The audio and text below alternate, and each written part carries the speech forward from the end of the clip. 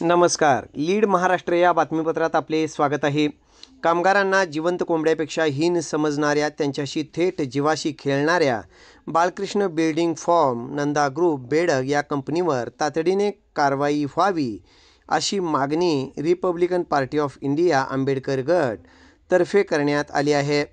जिल्हाध्यक्ष महादेवराव होवाळ यांनी यासंदर्भात सहाय्यक कामगार आयुक्त सांगली यांच्याकडे निवेदन दिले असून 4 दिवसात कारवाई न झाल्यास 23 सप्टेंबर रोजी आयुक्त कार्यालयासमोर धरणे आंदोलन करण्याचा इशाराही दिला आहे.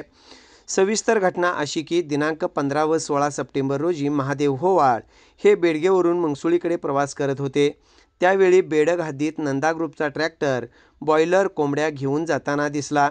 कोंबड्या लोखंडी जाळीत व्यवस्थित होत्या, परंतु त्याच जाळीवर 25 ते 30 कामगारांना बसवून प्रवास घडविला जात होता. या कामगारांच्या सुरक्षिततेची कुठलीही सोय नव्हती.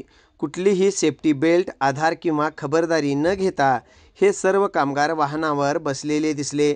परिणामी कोंबड्या मात्र सुरक्षित आणि कामगार मात्र जीव मुठीत धरून असुरक्षित अवस्थेत प्रवास करत होते. हा प्रकार केवळ निष्काळजीपणाच नव्हे तर सरळ कामगारांच्या जीवाशी खेळ असल्याचे पक्षाचे म्हणणे आहे.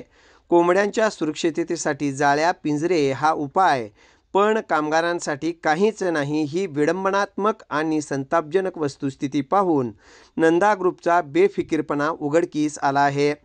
या घटनेचे पुरावे, छायाचित्रे आणि साक्षीदार रिपब्लिकन पार्टीकडे असल्याचे महादेवराव होवाळ यांनी स्पष्ट केले आहे.